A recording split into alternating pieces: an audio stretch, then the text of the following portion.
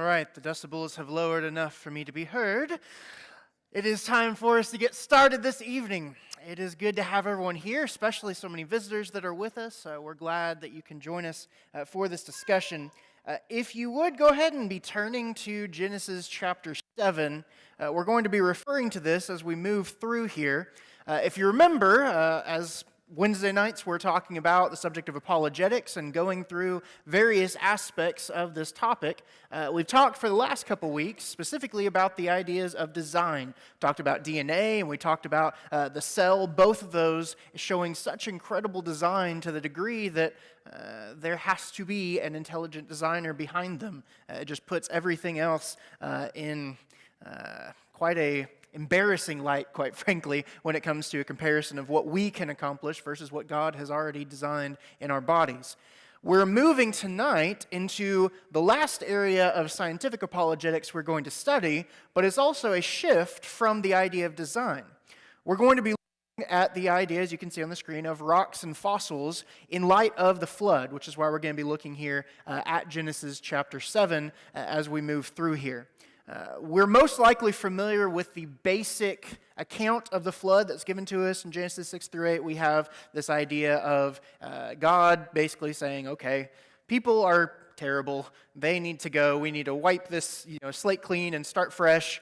I'm going to save one family, that is Noah, his sons, his wife, their wives, and as well as two of each animal, and we're going to repopulate the earth after that. What oftentimes we don't think about, though, and so I want to go ahead and read this as we begin, is the description of the flood in terms of what it would actually mean, not only from a, I guess you could say, theological perspective, and what I mean by that is, this is God saying consequences have to be come into play for sin, but also in terms of what this would mean from a more scientific perspective.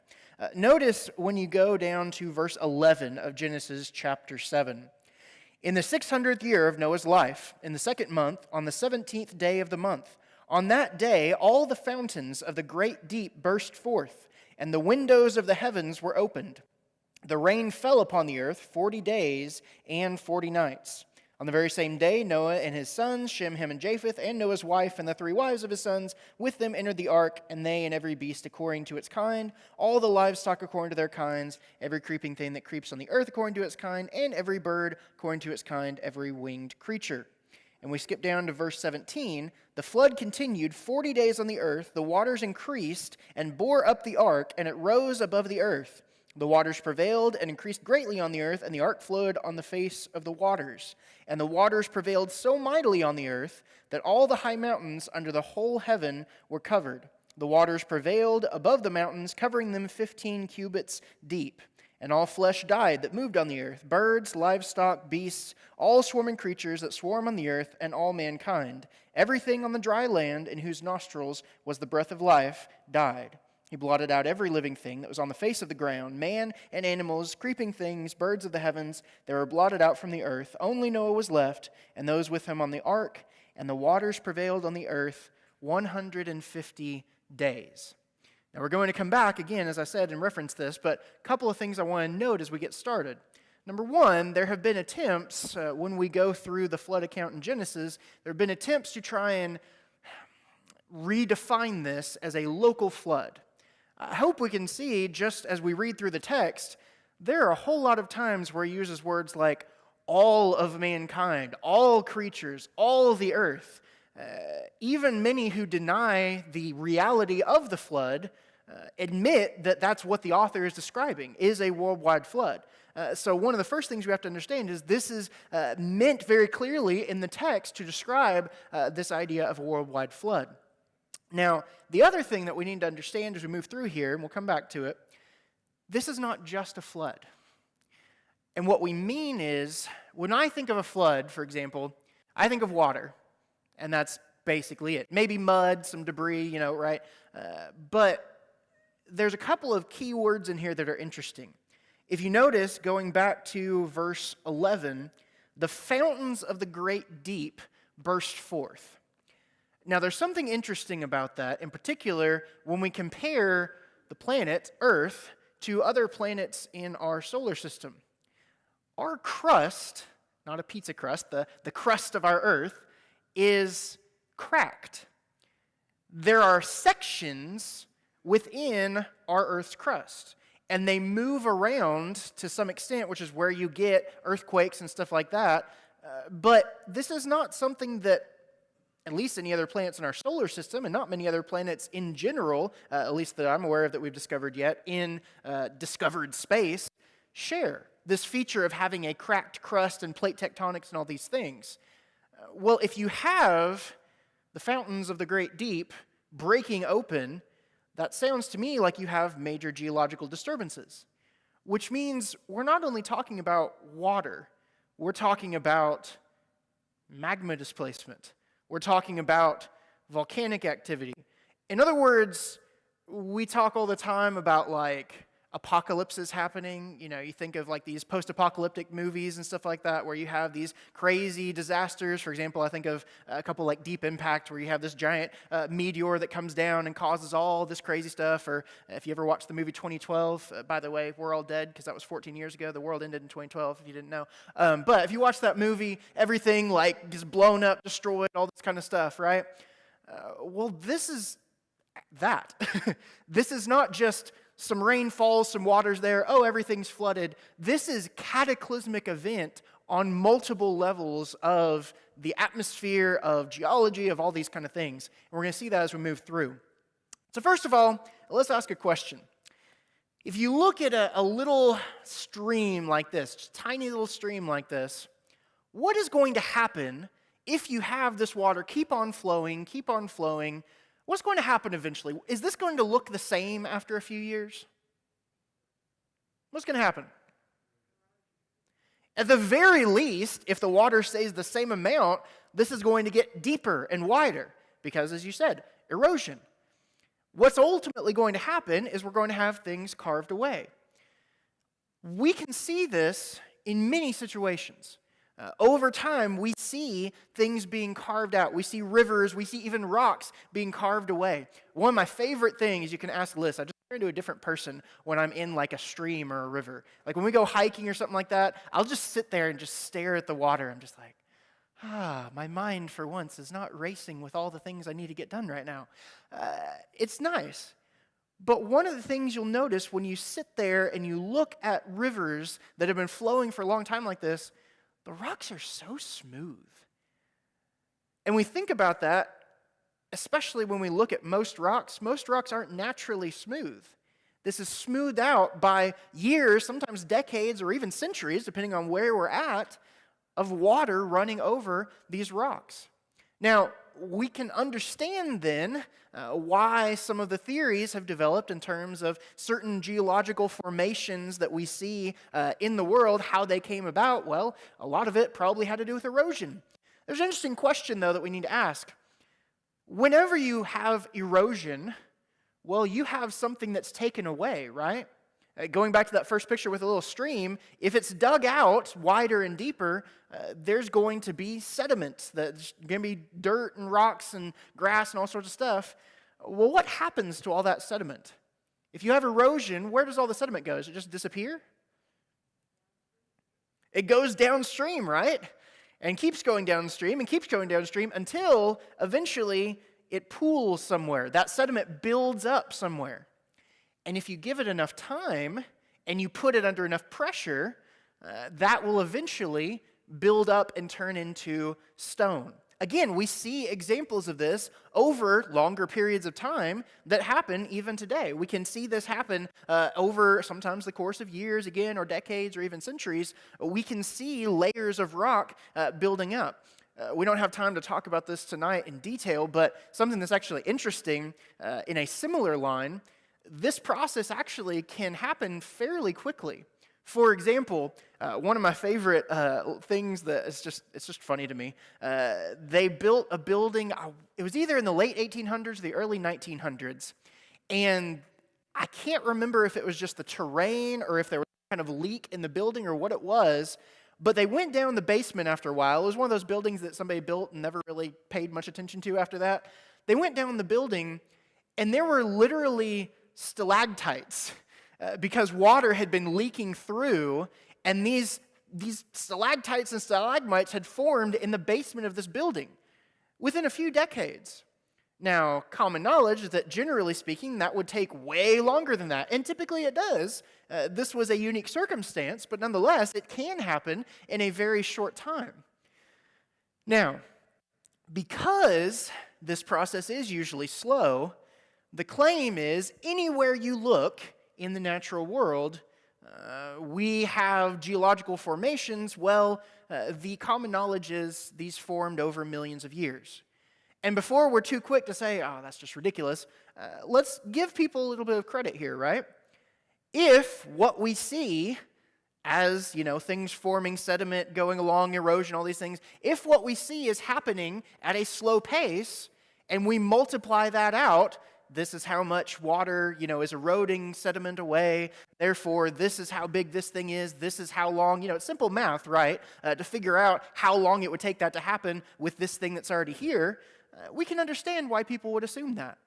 For example, shameless plug, our students at the school are going to go, not next month, but the month after, to the Grand Canyon with Apologetics Press and get a lot more detail of some of these things about the geological evidences for the flood and things like that.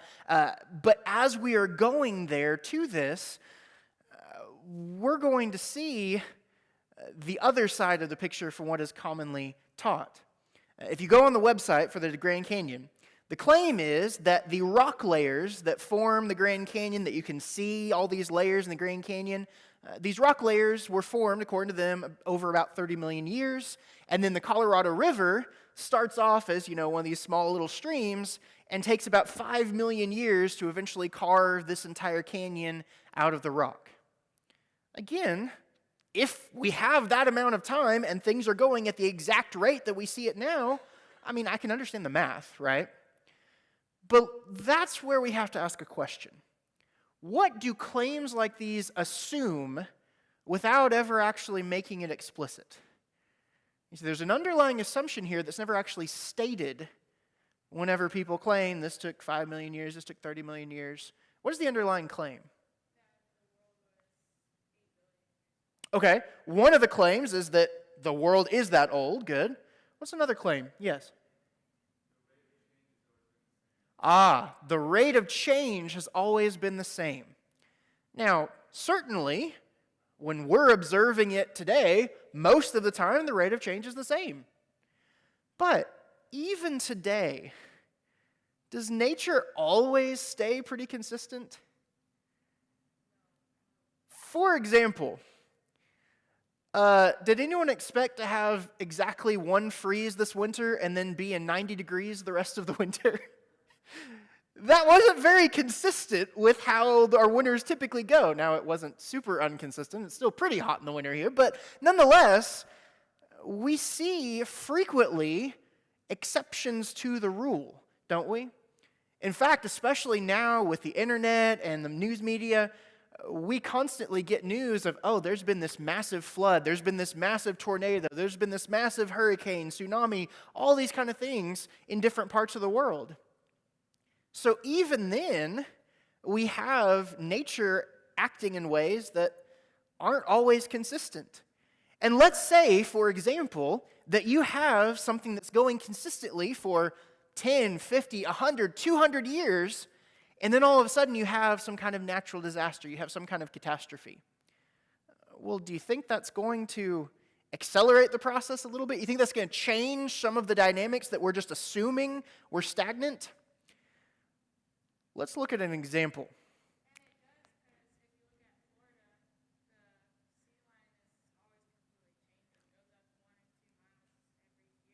Oh, good. Florida's a good example. Another thing we see is in the Mediterranean. A lot of cities that used to be on the coastline are now, the water's receded from there and things like that. So very good. We see that as well. Anyone want to tell us what happened to Mount St. Helens in 1980? Very huge eruption, right? Now, Colton, you and I and a few of us were not alive to see that, but a lot of people in here remember that. Did anyone see the evidence of that without hopefully actually being in the vicinity? Anybody remember what happened? My parents have told me stories of this. They were states away, and what was still visible? The ash. So much volcanic ash was spewed into the atmosphere. Ironically, it put more of certain kinds of gases and things like that in the atmosphere in a few hours than human beings have managed to accomplish in decades, if not centuries. It put all of this debris, all of this ash in the atmosphere to where multiple states away, people could see the ash in the air. But that's not the only thing it did. If you look at this picture, and again, it may be a little bit hard to see, but you can see some, what from this distance look kind of like grooves in the side of the mountain. Those are actually canyons that have been formed along the side, especially along the lower edge of Mount St. Helens. Now, if you go and look at this, there's been a lot of studies done on these in recent years especially. If you go and look at these canyons, they're about, the series of canyons is at most maybe a 20th the size of the Grand Canyon, but a 20th the size of the Grand Canyon is still pretty impressive, especially considering this was formed during the eruption. Within a matter of, depending on the site of the particular part of the canyon we're looking at, either hours or maybe days.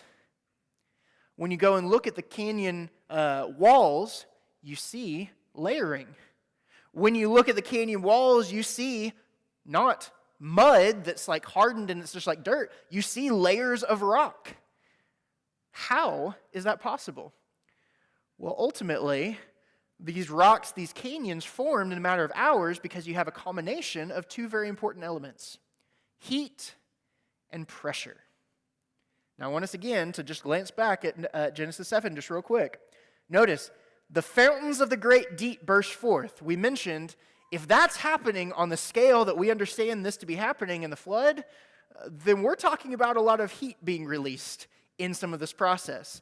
But not only that, notice if we go on later on in chapter 7 to verses 18 and 19, all the high mountains are covered up, verse 19, to where even the tallest mountain is covered by 15 cubits. Anyone ever done any scuba diving? I'm curious. A couple of people. How far down do you have to go to have a noticeable difference in how it feels with the pressure? Do what? Less than 30 feet. Now, 15 cubits, by the way, that's about a meter. A yard. Let's put it in American terms. About a yard, give or take, no, I'm sorry, I'm getting that wrong. 18 inches, so 2 cubits would be a yard. See, I've got my math there somewhere. So we're talking 15 cubits. If 2 cubits is about a yard, we're already talking just going from the surface of the water down the tops of mountains, we're getting pretty close to 30 feet. And that's the tallest mountains. How much pressure do you think you get when you get to what we would now call sea level? That's a lot of pressure. You have heat, you have pressure combined. Well, we see an example with Mount St. Helens not 50 years ago, where you have rock and canyons both forming by the mudslides created ultimately by this volcanic eruption in a matter of hours and days. The point being, catastrophic events can create extremely accelerated forms of the same natural processes that usually occur over time in tiny increments. This is something that we have cataloged in various ways, even in the modern day. If a single volcano can do that, imagine what a worldwide flood could accomplish. Again, we have kind of a cartoonized version sometimes, I fear, of Noah's Ark, where we just have, it's nice, and they're floating on the water, and maybe there's some lightning to create a little bit of drama. That is not an accurate picture at all. In fact, there is a very good argument to be made scientifically. Several people have done some research on this. Very good argument made scientifically that this is not only a complete change in a lot of the geological aspects of the Earth's crust and other things like that, this is also a dramatic shift in weather patterns that did not really have extremes up until that point. given a multitude of factors. One thing, and I forgot to mention this, let's go back to verse 11 for just a second. We have the fountains of the great deep bursting forth and the windows of the heavens being opened. Now, I want to address something that I feel like we shouldn't have to address, but it is useful because some people go to this and they say, okay, fine, fountains of the deep breaking open, but windows of heaven. How can we take an account like this seriously when we're talking about windows in heaven that water is pouring through? There are no windows in heaven. There's just sky. Okay, that's reading far more literally than the Jews would have actually read, even with their cosmology. One of the claims that apparently arose not under Judaism back in the 1st century or earlier BC, but actually rose in the 18th century with biblical scholars who were criticizing the ancients as being stupid. What you actually see is this idea being read back into Jewish texts that they thought of the earth as a flat disk with a dome on top. Actually, there's very good evidence to support that, number one, that was not their cosmology, and number two, while we still debate exactly what the Jews thought about the overall structure of the earth, that many ancient peoples, even as far back as the 800s BC, theorized the earth was round, which is not at all what we're told, because a lot of biblical scholarship today is very invested in making ancient peoples look stupid, which is ironic that it's biblical scholarship that's really invested in that, but that's where we are. So, the point being, when he talks about windows in heaven, there's not this idea of like some solid dome that some have called the firmament. That word is actually not the best word. It's the idea of expanse. Simply means sky, clouds, all those kind of things. It's not some, fictional idea of a dome that breaks open and all these things come down. Instead, we're simply talking about rain is just pouring down out of heaven, all the rain that can possibly rain down, plus you have, volcanic activity, any fountains, any springs. Of course, even today we have water tables, all these kind of things. You build up the pressure, and so that's essentially what's being described. Under those circumstances, it is very easy to recognize how something like this could form based on what we know about even more modern catastrophic events. Speaking of this, before we move on to fossils, it's connected to fossils, but I want to go ahead and address it here. Anyone know how coal forms? What is the standard explanation given for how coal forms? Do what? Pressure? Okay. What is coal made of? It's carbon, but specifically organic material. What you essentially have as the explanation is that over time, let's say you have trees around a pond, right? Over time, the leaves fall on top of the pond, they get wet, they sink down to the bottom of the pond, more leaves fall, sediment comes on top of that. Eventually you have all these leaves and sediments and stuff like that buried to the degree that there starts being pressure, and then it takes a long, long time, and eventually that pressure will compress those natural organic materials, and you get coal. Now that certainly can happen. That is a way that coal can be formed. But the main ingredients you need are time and our pressure. And we're going to come back to that here in a second, but that's very, very relevant. Yes, sir? Before we move away from the flood, yes. I think there's two factors we didn't talk about. Yes. The North Pole and the South Pole. Okay, good. What happens in those places? Okay. That was probably happening when God created the earth and the heavens. Uh-huh. So what's... So you have that, you have water. Uh-huh. 15 meters above the top of the mountains, Mm-hmm. all around the world. Mm-hmm. You got the cold down here, so what are you going to have?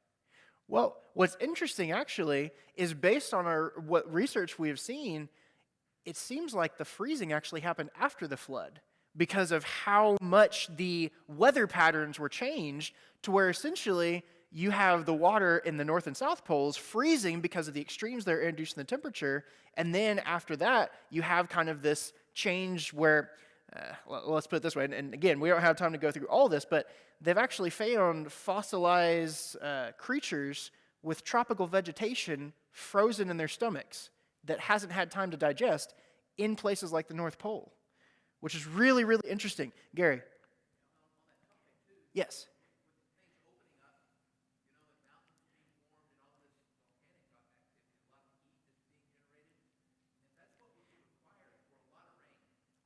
Very good.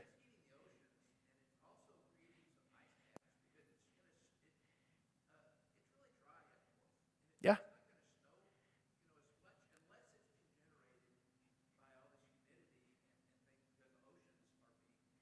Good. How do you get rain for 40 days? Well, for one thing, if you introduce heat into a body of water like this, it's going to evaporate and then rain again. And so you're going to get kind of this cycle that protrudes for a little while. I think Steve and then Sandy.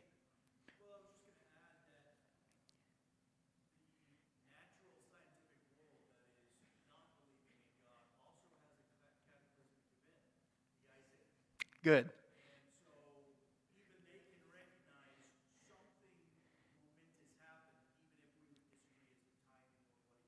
Good, good. And we're going to come back to that as well. Yes, Sandy.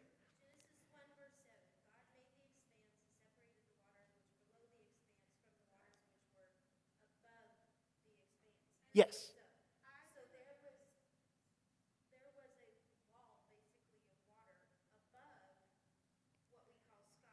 Well, the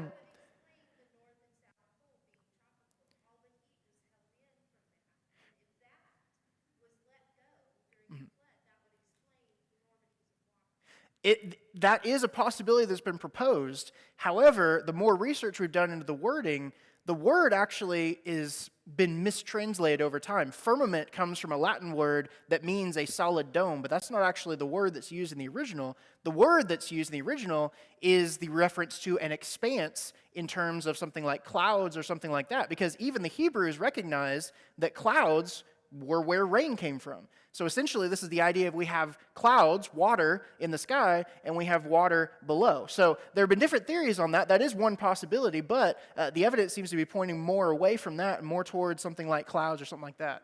I had somebody else around, hand over here. Oh, yes.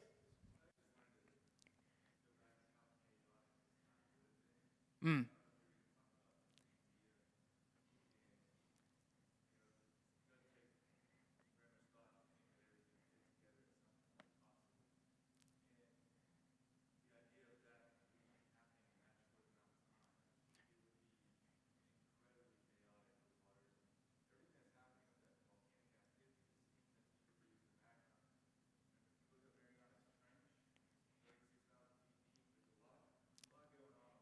Yes, very good.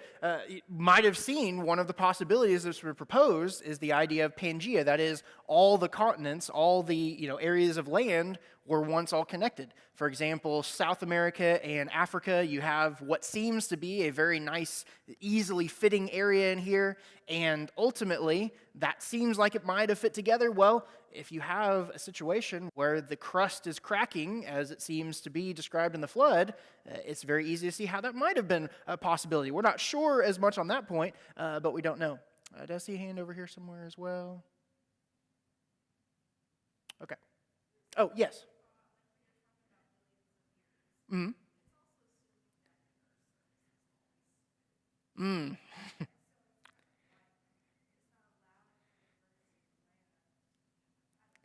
Yeah, yeah. No, it is. There's so many assumptions that play into this. Most of them assume that things have just been going on as we always see them going on, and that just is not a fair assumption for a lot of reasons. All right, for the sake of time, let's move on as we're talking about fossilization, because this is related to the other, but it's a separate thing that I do want us to consider just for a few minutes. First of all, what is a fossil? What is a fossil?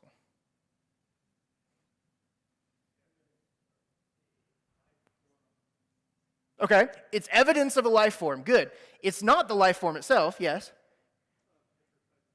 Okay, good. Petrified remains. That word, petrified, that means we've essentially replaced the organic matter with something that is not organic. Usually, and this is not always the case, sometimes the organic matter itself is preserved, but usually what happens in the fossilization process is you have something that's buried in some way or something along those lines, and then the natural matter is replaced by, for example, calcium deposits or things like that, and so you get essentially a mold or a model of what was once living tissue, living bones, etc.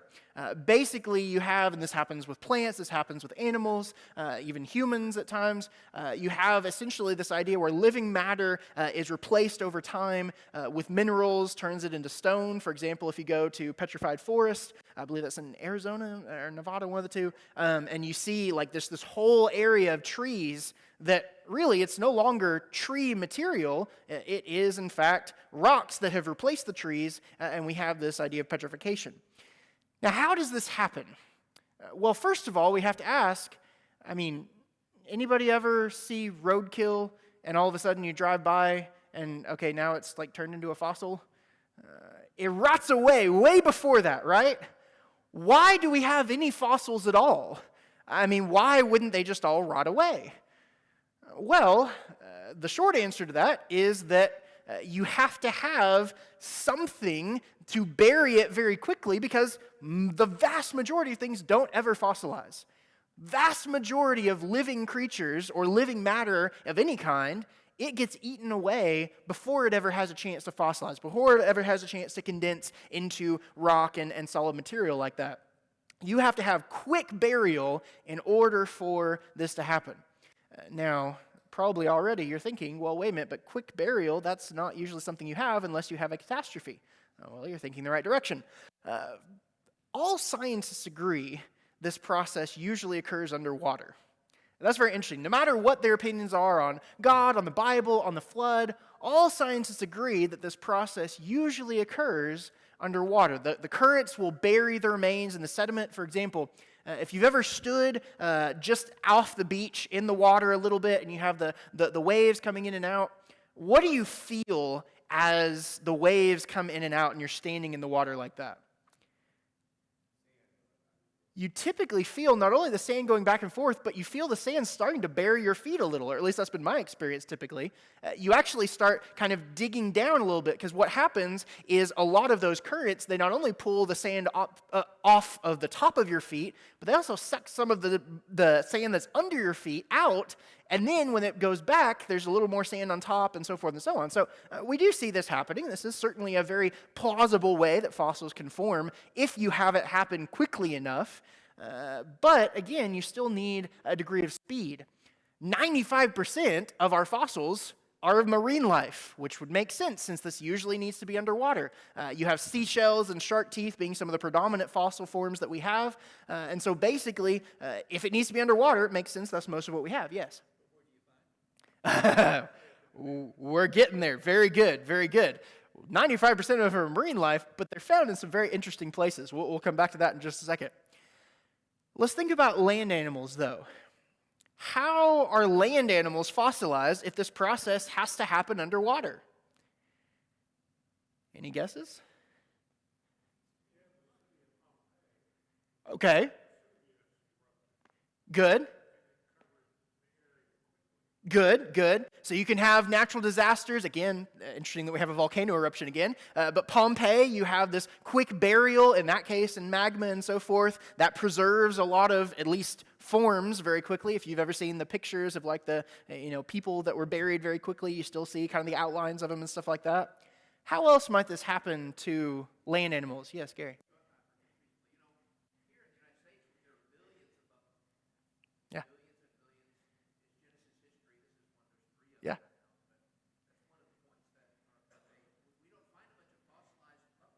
Mm.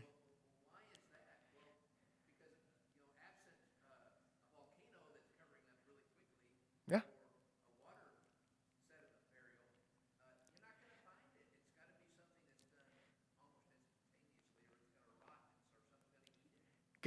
Good. When you go through and you ask scientists how this works for land animals, here are some of the explanations that I found. University of Oxford. They might die and be swept out to sea to be buried in the same way that the marine life is buried. Now again, if a land animal dies right by the ocean, which I don't know about you, but I haven't seen a lot of deer just wandering around on the beach, right? And I'm not saying it has to be deer, but you get the point. Most land animals don't live right by the ocean and die right by the ocean. They're usually more inland. But, okay, maybe there's a few that are next to the ocean for some reason. They get buried in that way. Okay. Some die shortly before the area flooded. Oh, that's ironic. Some died shortly before the area flooded and covered their remains in mud and silt. Others are washed away into a river by heavy rain. Certainly that happens, right? If you see a river flooding, that can catch animals unawares and stuff like that. You also then have this idea, it takes a long time to make a fossil. The fossilized dinosaur bones you see in museums spend tens of millions of years buried deep underground, transformed by heat, pressure, and chemical reactions. How are they being buried quickly based on the previous explanations? Okay, well, again, this could happen some, but even some of the explanations we're given are, okay, but they're still getting buried quickly by this means or that means or something else. But notice what they say in this article. This is, by the way, the beginning of a very interesting article. Transformed by heat, pressure, and chemical reactions. The article goes on. This is continuing this same article that begins with, most of the fossils you see took millions of years to form. Scientists have discovered a new way to simulate key fossilization processes in a lab in about 24 hours. You keep reading through the article, and here's what you find. They expose living matter to heat and pressure, and they're essentially able to create lab-generated fossils. When you just have those two ingredients in the right situation, it's very possible in a much, much shorter time than might naturally occur for fossils to form. It's interesting to me that they had to put the caveat, usually this isn't the way it goes. Usually it happens over tens of millions, but scientists have figured out a way. And really, all they had to do was simulate very specific high levels of pressure and heat. Now, if those are the two missing elements, and we need something that is going to produce high heat and high pressure, well, what do you need for that? I don't know, maybe a global flood that buries everything under a large amount of water that creates a huge amount of water pressure since it, goes above all the highest mountains. And you have a great deal of magma and geological activity that is creating kind of the perfect situation for a lot of fossils to form. Now, going back to David's point, even the fossils we have that are marine life, well, if there's a giant flood like we're discussing, again, we need to think of this not in terms of just rain fell, water rose. This is a cataclysmic event. Yes, obviously, there's going to be a lot of marine life that survives that, which is why there wasn't an aquarium on the ark, right? But don't you think that a lot of those sea creatures are also going to get buried by quickly forming sediments or burned alive by volcanic activity that's suddenly bursting up at the bottom of the water? And where do we find so many of these fossils of, seashells on top of mountains? Now, do you want to know, and I don't have a slide for it, but do you want to know what the typical scientific explanation for that is? Typical scientific explanation was, well, this was once under a body of water, and then there was some kind of catastrophic event, and the mountain was, volcanic activity, blah, blah, blah, and this rose up. They basically have to create a bunch of small catastrophes to make this work. In fact, even some who, again, don't hold to the idea of the flood, even some today who talk about things like the Grand Canyon have moved from the idea of the Colorado River slowly carving it out to, oh, maybe there was a ginormous flood at some point in this one area that carved out this canyon. Interesting. Now, again, we look back at Genesis 7. We have fountains of the great deep bursting forth, the windows of the heaven being opened, 40 days and 40 nights just of rain, 150 days of the water staying at a level that is still covering the whole earth before the waters recede, and everything dies. That's a lot of much easier fossilized creatures because they all died at the same time. You may be familiar, or you may have heard before of the term the Cambrian explosion. This is a set of fossils that are all found together. I'm oversimplifying, but they're all found together in a way that scientists are just kind of like, how did this happen? They're all just kind of here, and there's been multiple explanations for it. One of them is, all of a sudden, all these different creatures, kind of split off and began evolving really quickly. Another one is there must have been some localized catastrophe. All these kind of things. Well, again, this would fit.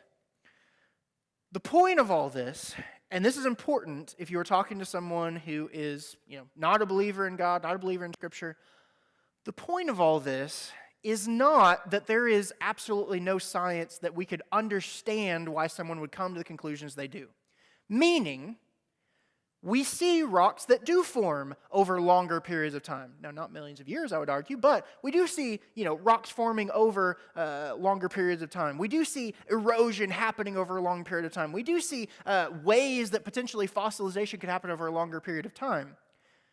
This is an understandable conclusion that some people have come to. It's not the best conclusion given all the evidence together.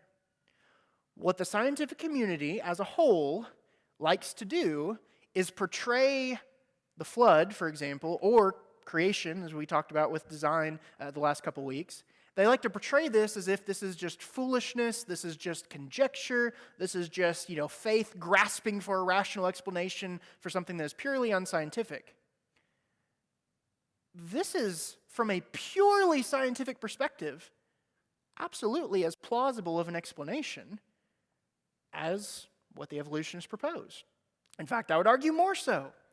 Now, when I say it's plausible, I'm not trying to give credence to the evolutionists.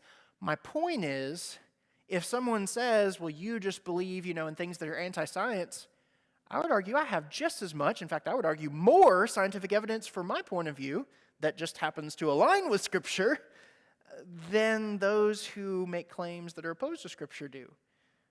There's really not an issue in terms of I have to choose one or the other, right? We talked a few weeks ago, do I have to choose faith or science? Are science and faith locked in this war with each other?